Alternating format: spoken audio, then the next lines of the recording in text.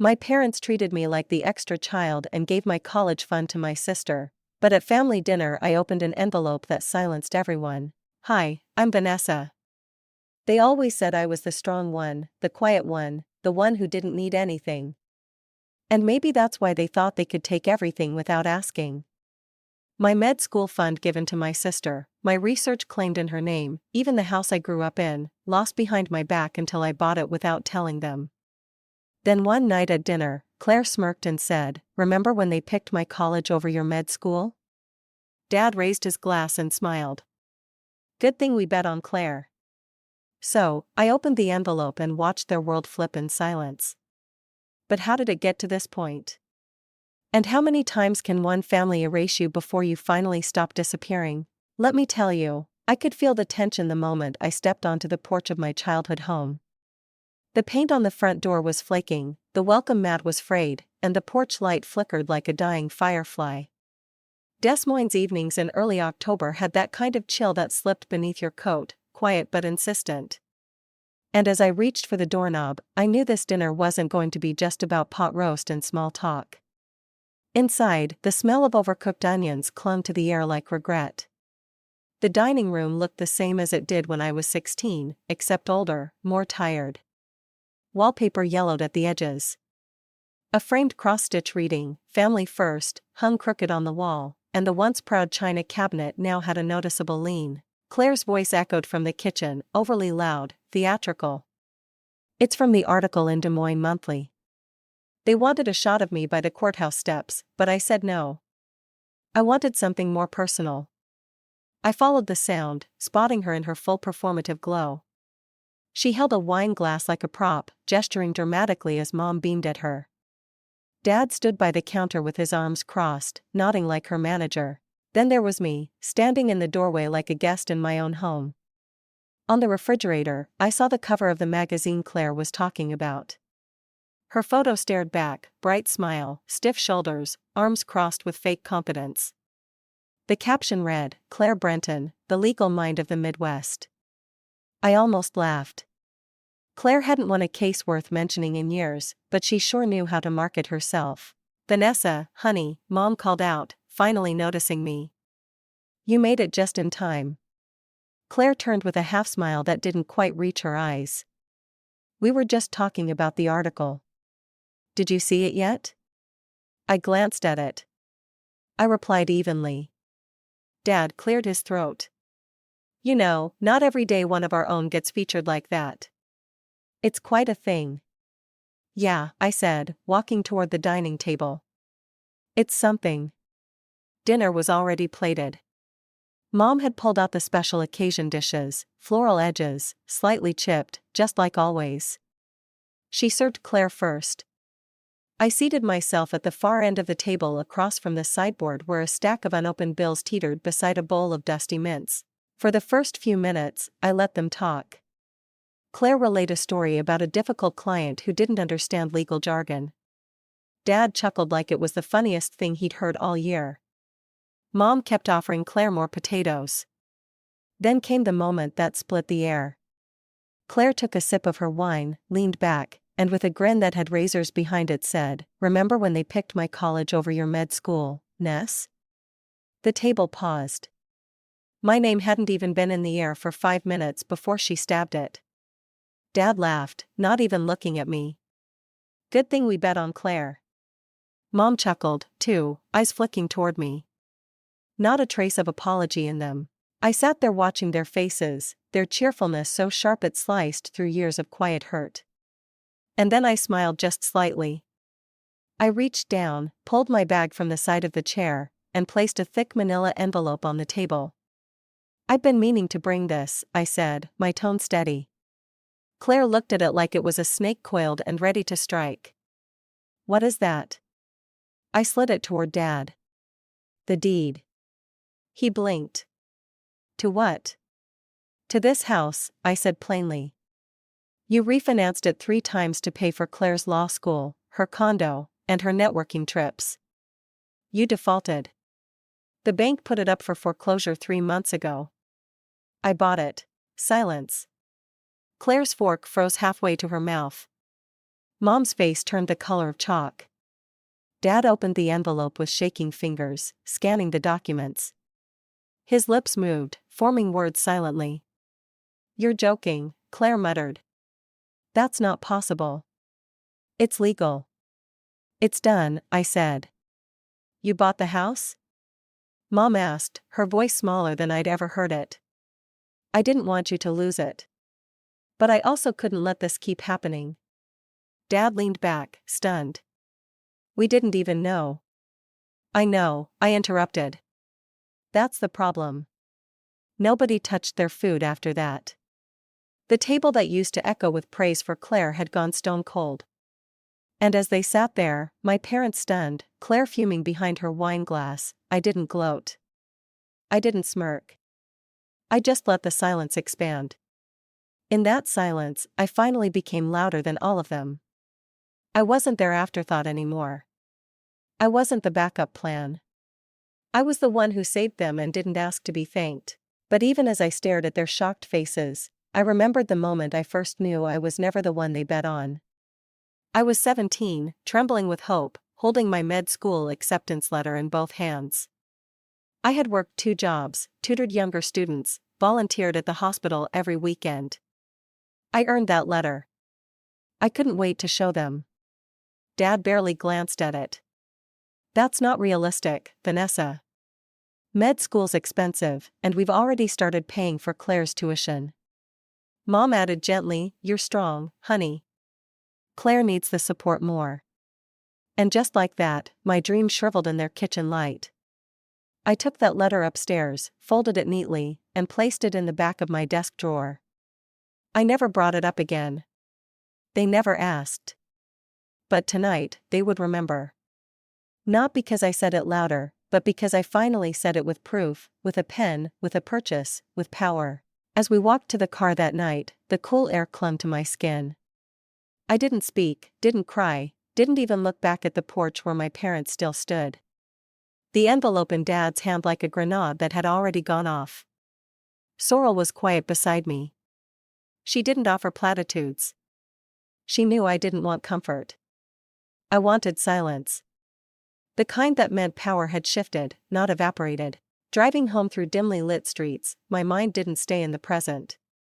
It drifted backward the way old wounds do and poked just right. Not to last year, not to med school rejections or missed opportunities. It went all the way back to 3rd grade, to cardboard planets and a pine-scented school gym. The science fair had been my first real win. I'd built a model of the solar system. Each planet painted by hand, strung from a hanger frame that actually rotated using a tiny motor I salvaged from a broken toy.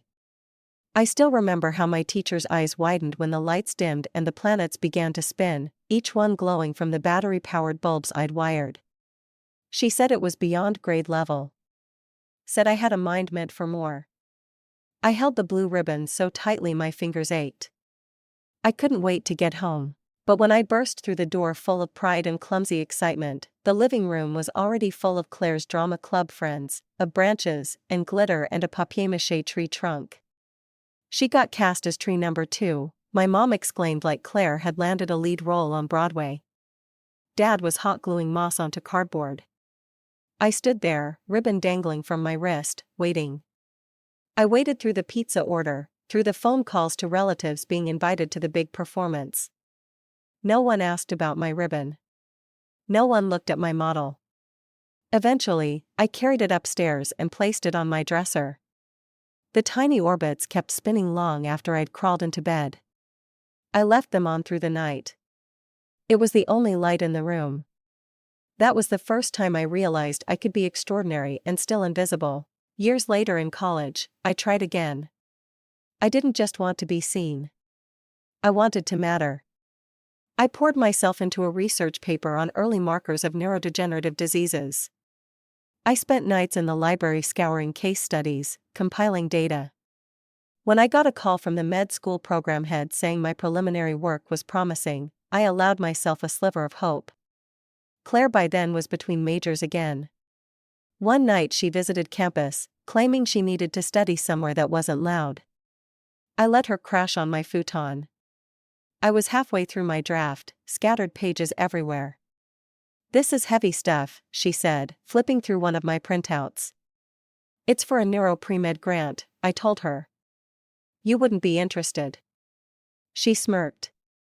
"Who says I'm not? I should have known then." 3 months later, she emailed me a copy of an article from a regional law school publication. "Guess who got a scholarship essay published?" it read. I clicked the link expecting something about civil liberties or nonprofit work. Instead, I saw my words rephrased, rearranged, but undeniably mine. She'd borrowed the structure, lifted my metaphors, and even recycled a story about volunteering in a memory care ward, something she had never done. When I confronted her, her response was so casual it knocked the breath out of me. "Oh, come on, Ness. We're family. It's all shared, right?" I wish I could say I yelled, that I threw something, that I made a scene, but I didn't. I froze like I always had. And in that pause, Claire claimed another spotlight with my name still echoing in the dark behind her. Back in the present, the memory made me nauseous. I turned away from the window and looked at my reflection in the kitchen glass. Not much had changed. Same careful eyes, same quiet mouth, but something inside was different. Not rage, no, something colder, something clearer. Sorrel set a mug of tea in front of me. She didn't ask what I was thinking. She just said, "You don't have to carry their silence anymore." I nodded, not because I agreed, but because I was already setting it down. Later that night, I couldn't sleep. I walked into the spare room we turned into an office and opened the drawer I hadn't touched in years. Inside were all the things I had once put away. The blue ribbon now faded at the edges. A copy of my med school acceptance letter, a printed version of the neuroscience draft, untouched, unsubmitted, still mine. I laid them out on the desk side by side. These weren't trophies. They were receipts. I didn't need revenge. I didn't want war, but I would not be erased again. The next morning, I received a text from my mother. "No apology, just Claire's upset. You embarrassed her. This is not how family behaves." I stared at the screen for a long while before typing a reply. Then maybe we're not the kind of family I thought we were. I didn't hit send. Not yet. I went outside instead.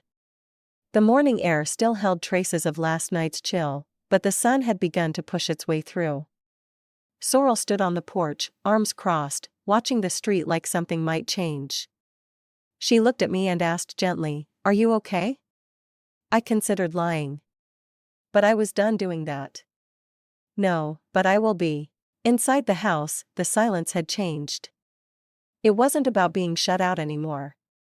It was the sound of boundaries finally being drawn. I spent most of that night staring at the folder on my desk, the one I'd finally labeled with the truth. The documents inside weren't trophies or weapons. They were pieces of myself I had tucked away for years, waiting for someone, anyone, to notice. They never did. But now I wasn't waiting for them. I was keeping score. Not to hurt anyone, but to finally protect the girl who had stayed silent too long. The next morning was foggy and cold. I remember because I had to scrape ice off my windshield. And in doing so, I caught my reflection in the window. I looked not angry exactly, more like a storm that had stopped asking for permission. Work passed in a blur. The clinic was understaffed as usual, and I buried myself in back-to-back patient charts until it was past 6, and the hallway lights dimmed. As I packed my things, a notification blinked across my phone, Dad's name, a group text. I hesitated before opening it. "Dinner at our place next Friday," it read. Celebrating Claire's help with my hospital stay. Her support got me through. I stood in the middle of the hallway, the fluorescent lights buzzing overhead, and read it again. My grip on the phone tightened. Claire's help. I was the one who had left work early, who'd sat in the ER for hours, filled out the paperwork, handed over my debit card without a word. I didn't respond. I didn't even forward the text to Sorrel, which I usually did when I needed her to talk me down. By the time I pulled into our driveway, I had replayed that week in my head a dozen times. The hospital, Dad groggy and confused, Mom flustered, Claire conveniently out of town for a networking event. I'd cancelled 3 meetings. I'd stayed through the night, but Claire had shown up 2 days later with a tray of muffins and posted a photo on social media with the caption, "Family means showing up even when it's hard." The comment section read like a Hallmark card, "You're such a blessing, Claire. He's lucky to have you. God knew what he was doing when he made you sisters." No one ever asked where I was. That weekend, I found myself back at the house. Mom's 60th birthday. It was the kind of celebration she always dreamed of. Lace tablecloths, wine glasses she'd been saving for the right occasion, candles that smelled like vanilla, and a Pinterest board. I had spent months restoring the necklace from her mother's wedding, an old heirloom that had sat in a dusty box under her bed since the late 90s. I found a jeweler, paid for the delicate work myself, and even got the clasp re-engraved with her initials.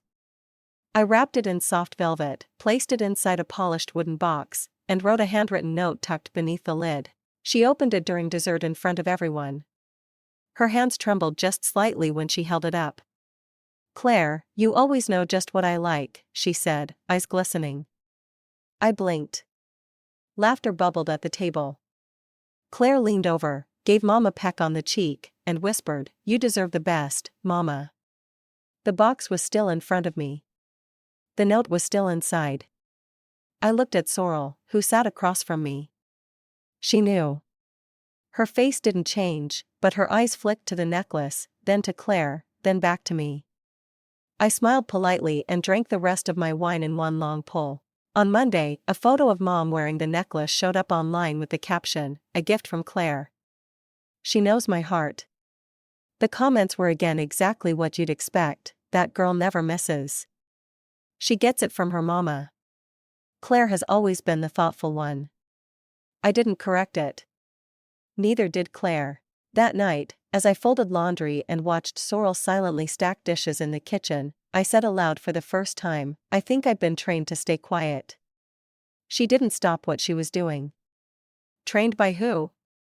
"My family," I said. "By the way they reward silence, by how every time I've spoken up, they've made me feel like I'm being dramatic, like I'm jealous." She dried her hands and turned to face me. "You think staying quiet makes you graceful?" I used to. I used to think it made me mature, like I was above it." Sorrel crossed the room and sat beside me. "Grace is strength, sure, but letting yourself disappear isn't noble, Vanessa. It's tragic." I didn't reply. I just nodded, eyes fixed on a spot on the floor. The following weekend, while cleaning out the storage closet, I found more old journals, receipts, photos, snapshots of the life I lived in the margins. An envelope with a check stub from the time I paid Claire's rent during her so-called internship in Chicago. A thank you card, and signed. A copy of the first draft of my med school personal statement. A note Claire had scribbled in the margin, "This is actually good. Mind if I use parts of it?" I never said no. I laid everything out on the dining table, not with a sense of revenge, but of clarity. It was a puzzle I had finally finished. The pieces all fit. I pulled a folder from the cabinet, slid everything inside, and sealed it. Then I took a Sharpie and wrote across the front in bold capital letters, "When they rewrite me, I'll hand them the truth." I meant what I wrote on that folder. I didn't say it out of spite or bitterness. It was simply the truth. But I knew better than to believe the truth alone could survive in my family. Not without proof and certainly not without a voice. Mine. 2 weeks after organizing that folder, I was invited to speak at a fundraiser in downtown Des Moines. It was a health equity gala filled with local leaders, hospital board members, nonprofit executives, the kind of crowd that smiled politely but rarely looked you in the eye unless your last name meant something. My invitation came through a colleague at the clinic. She had nominated me after reading a paper I'd published on rural care gaps. It wasn't flashy, but it was real, data-backed, personal, rooted in years of quiet service. I agreed to speak, not to prove anything, but because I believed the work mattered. Sorrel helped me prep the speech the night before. We sat in our living room sipping tea, revising the final paragraph. Leave them with something sharp, she said, but not cruel. I nodded. I'm not trying to cut, just clarify. The next evening, I arrived early. The ballroom was warm, decorated in soft gold lighting and towering floral centerpieces that smelled like they cost more than my car's monthly insurance. I wore a navy dress, professional but simple. No one greeted me at the door, but I'd expected that. An hour in, after a few rounds of speeches, the MC stepped up and cleared his throat into the microphone. Our next speaker is a woman many of you already know, a leader in advocacy, a voice for underserved communities. Please welcome Dr. Clare Brenton. I blinked. There was a beat of confusion in the room, a couple of sideways glances, then applause. Claire stood up from a table near the front, smoothing her dress as she walked to the stage. My prepared speech was in her hands. I recognized the font. I recognized the edits I'd made the night before. She launched into it with ease, her cadence slower, more theatrical than mine. She paused in places I hadn't written pauses. She added little anecdotes that didn't belong to her. At one point, she said, when I first volunteered at the clinic on the East Side, I saw firsthand how poverty intersects with access. Claire had never set foot in that clinic, not once. The applause when she finished was louder than it had been all night. I clapped too slowly, not out of support, but out of necessity. I knew if I didn't, someone would notice. When the crowd dispersed for coffee and dessert, I made my way to the hallway outside the ballroom, the one with floor-to-ceiling windows overlooking the river. She joined me a few minutes later, all smiles. Well, she asked, what do you think? That was my speech? She shrugged. It was your idea, but my delivery. You get how this works. You stole my words. We're sisters, Ness. Come on. Isn't everything shared? I stared at her, realizing there was no shame, no flicker of guilt, only entitlement. One day, I said, voice low and even, people will know the difference. She scoffed. By then, it won't matter. I walked away without another word. Later that week, I attended an alumni event at my undergrad alma mater. I had been chosen for a medical leadership award. Nothing national, just a quiet acknowledgement of service, the kind that happens when you're not trying to be seen. The auditorium was modest, filled with familiar faces from old biology labs and TA lectures. When my name was called, I stepped onto the stage to a kind, warm applause. I scanned the crowd and saw my mother beaming in the third row. The faculty lead handed me the plaque, then turned to the microphone and said, "We are joined tonight by Vanessa's family. Elaine, would you like to say a few words?" My mother stood, took the mic, and smiled. "We are just so proud of our daughter, Claire. She's always had the heart of a leader." There it was again. I didn't flinch. I didn't correct her. The audience gave another round of applause, assuming perhaps I went by my middle name. Or maybe they thought we were twins. It didn't matter. I took the mic next, smiled gently, and said, "Thank you for this recognition. It means more than you know." Afterward, in the hallway, my mom hugged me tight. "It was a slip of the tongue," she whispered. "You know what I meant." "Do I?" That night, back at home, Sorrel sat with me on the couch while I watched footage from both events. Her fingers traced slow circles on my shoulder as I played Claire's speech again. "You going to let them keep doing this?" she asked softly. I muted the video. "They've taken my words, my work, my name."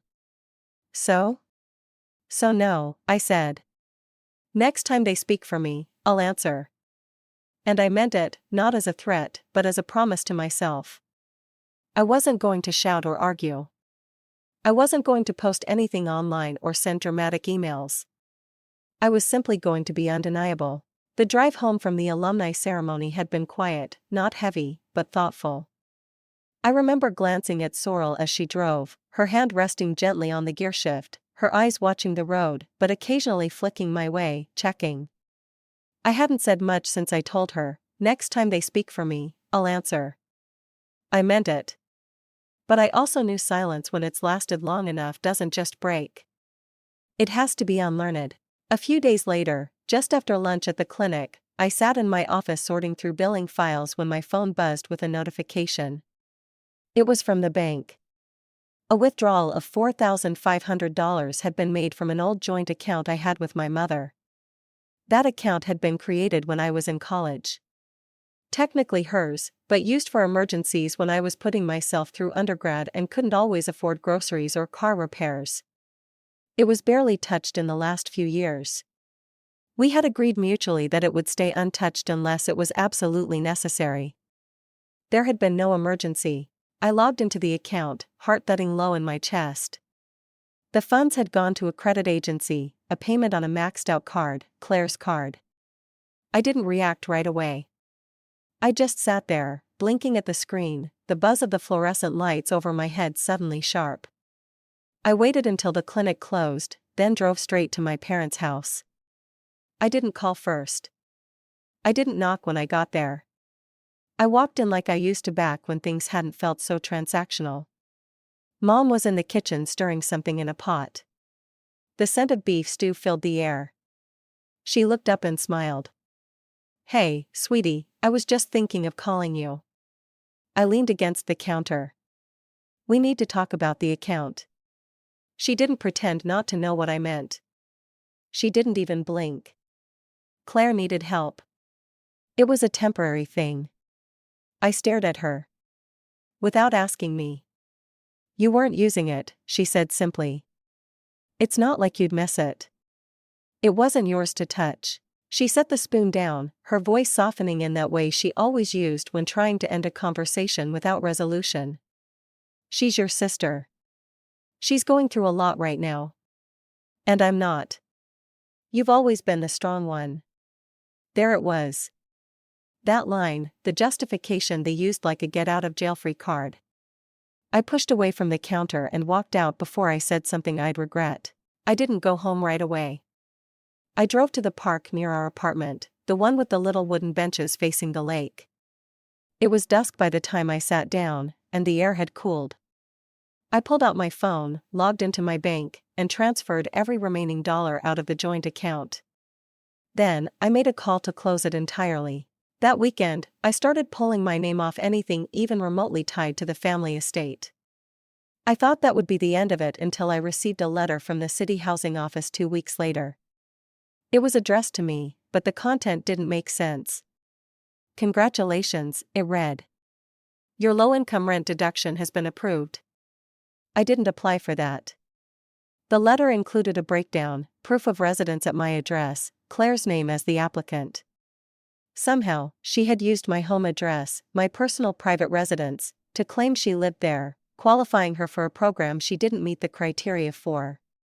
I was stunned. This went beyond selfishness. It was illegal, and it put my own tax records at risk. Sorrel found me standing in the kitchen holding the letter with shaking hands. I handed it to her without a word. She read it, her face growing still. "She used your address?" she asked, already knowing the answer. "She didn't even tell me. She just assumed you'd stay silent." "Not this time." The next morning, I called my mother. "Not Claire." "Not yet." She answered on the second ring, cheery as if nothing were wrong. "Vanessa, hi." I cut her off. "I received a letter from the city. Claire used my address to apply for housing assistance. She committed fraud, and unless she fixes it, I'm filing a report." There was a pause. "Vanessa, you can't be serious." "I'm completely serious. She didn't mean any harm. It was probably just a mix-up." It wasn't. She listed my apartment, forged documentation, and now my own taxes might be flagged. I'm not covering for her again. Mom sighed, that long exaggerated sigh that said she was exhausted by my dramatics. "You always take things too far. She's your sister, and that's not an excuse anymore. You're threatening your own family." "No," I said, voice steady, colder than I expected. "I've just finally learned that silence has a cost." And I hung up. The following day, I opened a separate account in a different bank under my name only. I updated my payroll, my medical licenses, every point of contact that had once listed my parents' house as a backup. I submitted a preliminary inquiry to the city's fraud division. I didn't name Claire yet, but I documented everything. I even printed the forms, sealed them in a folder, wrote the same sentence on the front in black ink: when they rewrite me, I'll hand them the truth. Because this wasn't just about money or addresses or even legal risk. This was about survival. They could ignore the warnings, but they'd soon learn that quiet doesn't mean weak, and my silence was no longer their ally. It was a Friday evening when I found myself sitting alone at the dining table, staring down at a stack of old manila folders. Sorrel had gone out to grab groceries before the storm that was supposed to roll through overnight. The house was quiet, except for the ticking wall clock and the soft hum of the dishwasher. The words I'd said earlier that week kept circling my thoughts like persistent static. I'm ready to stop letting them break me. I meant it, but meaning something and acting on it were two different things. That's what I was coming to understand. You don't rebuild yourself with declarations. You do it in paperwork, bank authorizations, notarized statements, cold, boring things. But that's how power shifts, through signatures, not screaming. My phone buzzed again. Another bank alert. I silenced it without checking. I already knew what it was. Overdraft protection triggered because of another accidental family withdrawal. I'd taken steps, sure, but the past had a habit of reaching forward, clawing at anything that wasn't nailed down. I stood up and walked toward the back room, the one Sorrel and I used for storage. Boxes lined the walls, each one labeled in my tidy print. But one box near the back wasn't like the others. Its tape had been peeled off and loosely resealed as if someone had rummaged through it without care. I pulled it out, dragged it to the center of the floor, and opened the lid. Inside were pieces of my childhood, old school awards, cards from teachers, hand-drawn pictures with glitter still flaking off the edges. A crumpled letter from a summer science program I was accepted to but never attended because Claire had a dance recital the same weekend, and we could only do so much. At the very bottom, I found a college composition notebook, its edges worn, pages stained with age. Flipping it open, I landed on a single entry from my sophomore year. The handwriting was mine, rushed, slanted. Claire got caught cheating again. She was in full panic. Dad said it could cost her the scholarship. Mom cried. I rewrote the paper overnight, used a sample I'd started for my own ethics course. No one thanked me. This morning, Claire smiled and told me, "You're such a lifesaver." I closed the notebook, hands shaking, not with anger, but something colder. Resentment aged into resolve. The kind of quiet that no longer flinched. That memory still stung, not because of what I did, but because of what it cost me. It wasn't just a paper. It was a piece of myself I handed over without hesitation. Because somewhere along the line, I had been trained to believe Claire's success was more important than my own. The following morning, Sorrel and I drove over to my parents' place. Dad hadn't been well lately. He was losing weight, forgetting things. I hadn't wanted to cut him off from visits. Not yet. Mom greeted us at the door with her usual rehearsed warmth, all sugary concern, and overly bright eyes. "You're early," she said, stepping aside to let us in. "Claire's upstairs finishing a call. She's launching a new mentorship thing, some online platform for women in law." I nodded, taking in the familiar smells of furniture polish and coffee. Nothing ever changed in this house, and yet it felt like everything had eroded. "I just want to check on Dad," I said. "He's resting," she replied. "But go ahead." I walked up the stairs, passing the framed photos lining the walls. Every one of them had Claire front and center. Homecoming court, graduation, the internship at that DC law office. She didn't last 3 months in. When I opened the door to what used to be my old bedroom, I froze. It wasn't a bedroom anymore. It was a studio. Cameras mounted to ring lights. A green screen pinned across one wall, shelves lined with books I knew she hadn't read. And in the corner, a pile of discarded boxes, my boxes. I walked over, sifting through them. Some were open. One had been torn. My journals, trophies, letters, all dumped into a trash bag like leftovers. I didn't say a word. I just picked up the bag, slung it over my shoulder, and walked back downstairs. Claire was in the living room by then, sipping coffee with one leg crossed over the other like a lifestyle blogger. When she saw the bag, her expression didn't change. "That stuff," she said casually. "You don't live here. Why keep things that don't matter?" I didn't respond. I just looked her dead in the eye, turned, and walked out the front door. Back at home, I emptied the trash bag onto our living room floor. Sorrel helped me sort through it. Some of the pages were bent, others stained, a few were salvageable. "You okay?" she asked softly. "No," I answered. "But I'm done letting them decide what matters." That night, I didn't sleep. I stared at the ceiling, listening to the storm roll in. Around 3 a.m., I got up, made a cup of tea, and sat down at my computer. I opened a file I'd been too afraid to act on for weeks, one I'd created after learning about the house's foreclosure status. The paperwork was already in motion. My parents were 4 payments behind. The house was technically in pre-foreclosure. I called the lawyer Monday morning. We met that afternoon.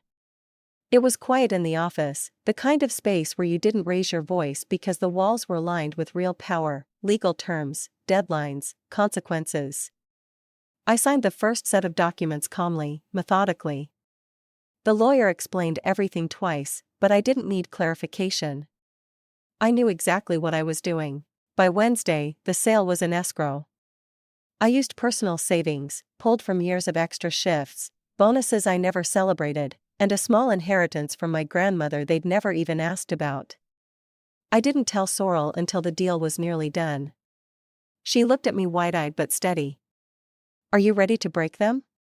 "No," I said, folding the papers neatly into my bag. "I'm ready to stop letting them break me." She didn't flinch. Not when I said it. Not even when I stared her down in front of the nurse's station. "You've spent years speaking for me. I've just begun telling the truth." Claire's jaw clenched, but her eyes flickered with something close to panic. Just for a second. Then came the scoff, the dramatic sigh, the pivot into performance. Right on cue. She turned to the nurse beside us and muttered loud enough for the entire unit to hear, "Can you believe this? My sister's trying to ruin my life because I wrote a book. That's all this is." No one responded. Just the dull buzz of the overhead lights and the soft shuffle of shoes on tile. Even the heart monitor alarms in the room behind us seemed to pause. It had only been 2 days since I'd submitted the package. Journal entries, early drafts, emails, timestamps. I sent it anonymously, but there was no mistaking who it had come from. The publishing house replied to Claire's team within 24 hours. They weren't canceling the launch yet, but they were freezing all marketing efforts until questions of authorship could be fully investigated. Apparently, authenticity still mattered to someone. That morning, a large envelope arrived at our apartment, unmarked, no return address. Inside was a signed copy of Claire's new memoir, Resilience, My Journey. The cover was predictably overproduced. Her face turned 3/4, gazing somewhere upward like she'd personally solved systemic injustice. A soft blur around the edges. Her name printed large in serif font across the bottom. I cracked it open while Sorrel poured coffee. By the time she handed me a mug, I was already 3 chapters in and shaking. She glanced down at the book and asked, "Is this what I think it is?" I didn't answer. I kept reading. The playground bullying story, mine. The summer we couldn't afford camp, so I worked at the library to save for textbooks. Rewritten as Claire selling lemonade and learning about economics. The ER visit where Dad had a mild heart attack. That one was lifted word for word from an essay I wrote during my fellowship year. The same year, Claire was living off my emergency fund, claiming she just needed a little breathing room. She didn't even change the hospital name, Sorrel said, flipping to a dog-eared page.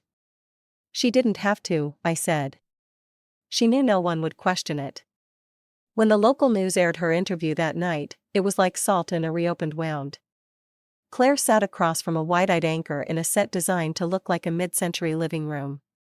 She wore soft pink, her makeup perfect, her voice modulated and gentle. "I wrote this book because there are people like me out there," she said, eyes shining. Kids who grew up in houses that told them to stay quiet, who were told their dreams were too big. I was that child. I stood in our kitchen watching the segment on Sorrel's iPad, my mouth pressed into a thin line. "She's still doing it," I muttered. "She's not even sweating," Sorrel added. "How does she keep a straight face?" I didn't respond.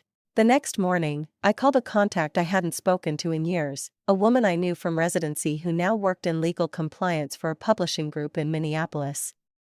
I didn't ask her to intervene. I just asked her to take a look at the material and tell me if it raised a red flag. She called me back before lunch. "I can't say much officially," she said. "But yes, if that material checks out, there's a serious liability issue. They're going to delay the tour. Probably pull first print run distribution quietly if they can." I thanked her, closed my office door, and allowed myself one deep breath. But I knew Claire wouldn't go down quietly, and I was right. She showed up that Thursday at the hospital. She wore a navy blazer-like armor and heels that clacked against the linoleum like accusations. I was finishing rounds when I saw her walk in. Her posture stiff, jaw set, eyes scanning the room until they found me. "Vanessa," she barked loud enough to make two nurses stop in mid-chart. I didn't move. I let her come to me. "You need to stop this," she hissed once she was close. "You've made your point." "I haven't made anything. You wrote lies. People noticed." I shared my truth. "You're just mad they liked it." I didn't raise my voice. "You repackaged my life, and now that someone's finally asking questions, you're playing the victim." "You don't get to call me that," she snapped. "You've always had a chip on your shoulder about being the boring one. You stayed in town. You worked in a clinic. You gave up." I didn't. I paused, then asked evenly, "Is that what you think this is about? That I envy you?" She didn't answer. She just stared, nostrils flaring. "You never wanted to be seen," she said finally. So I stepped up. "That's not stealing. That's filling a void." I tilted my head. "No, that's rewriting history to fit your needs." I turned and walked away. Sorrel met me in the break room 10 minutes later. She didn't ask what had happened. I must have looked calm, but she knew. She always did. "You okay?" she asked quietly. "Yeah," I said. She just tried her last swing and she missed. The day before the dinner, I was in my office finishing notes when I got the call from the conference coordinator in Chicago. She sounded apologetic. "We tried to confirm your attendance weeks ago," she said, "but we never heard back. We assumed you declined." "I never received the email," I said, spinning my chair toward the window, trying to keep my voice even. "That's strange. It was sent the same week your team registered the laptop. Does someone else use your device?" My stomach dropped. Claire had borrowed my laptop the week I was out of town. She said hers had crashed again and she needed to finish a project. I didn't think twice. I handed it over. Of course, she had redirected my emails. Of course. That night, I sat with Sorrel at the kitchen table, rereading the email she eventually helped recover. My invitation had been there, timestamped, sitting in my junk folder the entire time. I could have spoken on a national stage. I could have connected with physicians and researchers and advocates who actually cared. "I don't know what's worse," I said, setting my phone down. "That she did this or that I wasn't even surprised." Sorrel reached across the table, resting her hand over mine. "You don't need to warn them again, Vanessa. You already did. Now you show them." I nodded. Friday came quickly. I dressed carefully. Navy slacks, a soft white blouse, hair pulled back. Nothing flashy, just sharp. We arrived at my parents' house right before 6. The front porch light flickered like it always had. The walkway was still cracked, weeds curling out like little fists. And yet inside, everything was dressed up. The good china, the polished silverware, Mom's favorite candles glowing on the table like tiny spotlights. Claire was already there, seated at her usual spot, glass of wine in hand, the same smile she wore in her headshots plastered across her face. Mom hovered, adjusting napkins that didn't need fixing. Dad poured drinks. The conversation started light. Weather, someone's knee surgery, local politics. Sorrel and I exchanged glances.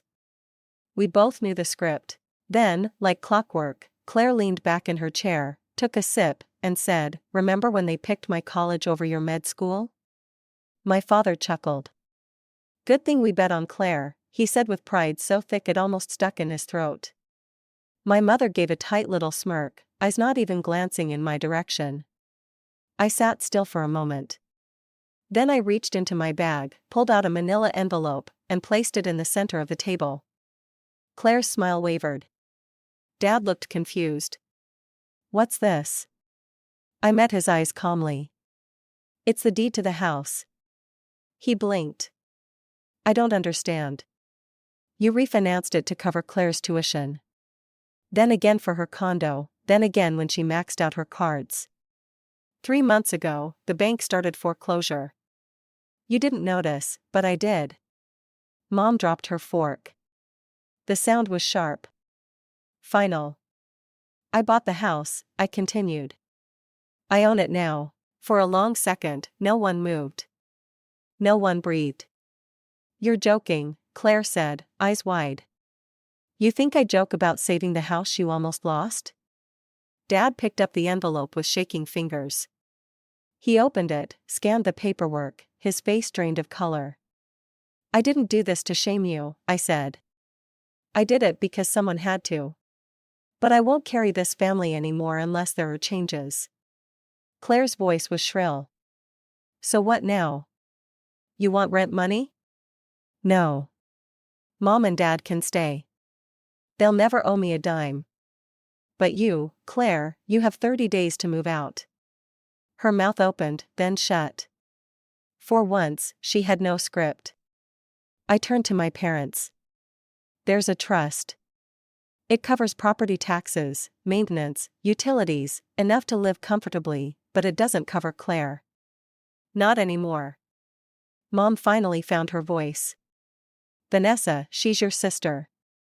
She's been living off this house for years while calling it hers. That ends now." Claire stood up so fast her chair scraped the floor.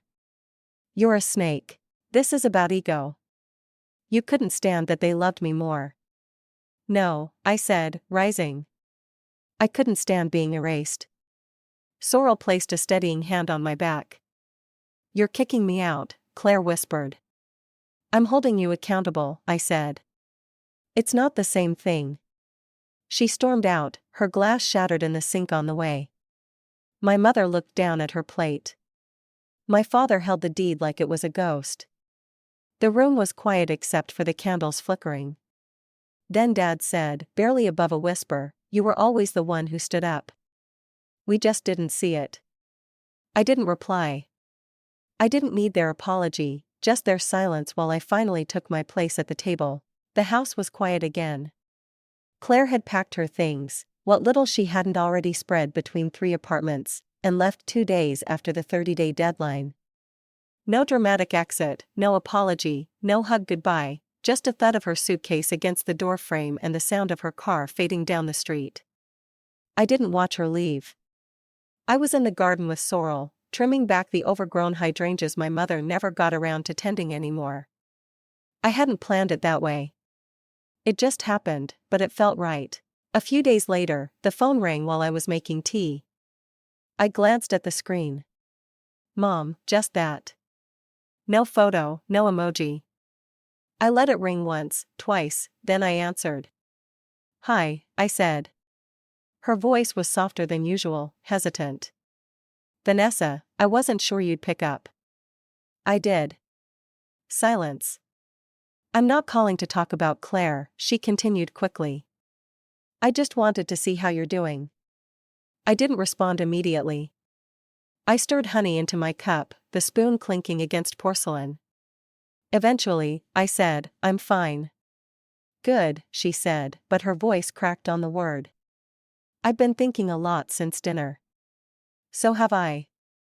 There was another pause. Then, "Would you be willing to meet me just for coffee?" "Not at the house, somewhere neutral." I agreed. 2 days later, we met at a small cafe halfway between my clinic and the old neighborhood. Sorrel came with me, not because I needed backup, but because I needed balance. She sat a few tables away, pretending to read but keeping me within her reach. My mother looked smaller than I remembered. Her hair was pinned up neatly, but there were more grays than last time. Her eyes had a weariness I hadn't seen since I was a teenager. We ordered. She chose chamomile. I stuck with black coffee. When the drinks arrived, she didn't touch hers, just cupped the mug between her palms like it might offer her answers. "I know I hurt you," she began. "Not just at dinner, for a long time." I didn't nod. I didn't rush in to ease her guilt. "I think," she continued, "part of me always thought you didn't need as much as Claire. She was always so loud about what she wanted, about what she lacked. You were steady, responsible. I mistook that for not needing." I looked at her and said, "Everyone needs something, Mom. Even the quiet ones." She blinked and her lip quivered. "We didn't believe in you the way we should have," she said. "I see that now." I took a sip of coffee, watching her over the rim. "You saw me. You just didn't listen." She nodded slowly, tears brimming. "You're right. We didn't hug when we said goodbye." There wasn't a dramatic reconciliation. Just two women who had once misunderstood each other, now trying, maybe too late, to see one another clearly. Over the next few months, I visited the house. Not often, not alone. I'd bring Sorrel or a colleague from the clinic. I'd bring groceries, check the gutters, fix the light switch in the hallway. But I never stayed longer than needed. I didn't move back. That house didn't belong to the version of me I had become. But I kept it. Not for nostalgia, for legacy. One rainy afternoon in early spring, a letter arrived, handwritten, no return address. It was from Clare. The handwriting was unmistakable, sharp, slanted, rushed, just a single paragraph: "You were always better. I hated you for it. I'm trying to stand on my own now. That's all." I read it 3 times, then folded it, placed it in a drawer. I didn't frame it. I didn't burn it. I let it be. Some days I walked the lake trail behind our apartment with Sorrel. We'd sit on the bench near the willow tree, watching ducks scatter across the surface. One morning I brought a journal with me, not one from the past, but a fresh one. New pages, no edits. I had been invited to speak at the same medical school that had once overlooked me. They were now using excerpts from my journals in a class on narrative medicine. I taught there once a week, not for status, but to guide students who, like me, had stories no one asked them to tell. I didn't share my story in full. Not yet. But I taught them how to hold space for the ones who had no voice, how to ask the second question, how to recognize quiet as strength. Sometimes I sat in the back of the classroom after the lecture, watching them pack their bags and file out into the world. And I'd think about that girl in 3rd grade with the solar system project no one praised. The teenager who folded up her med school acceptance letter without a word. The woman who finally stopped whispering.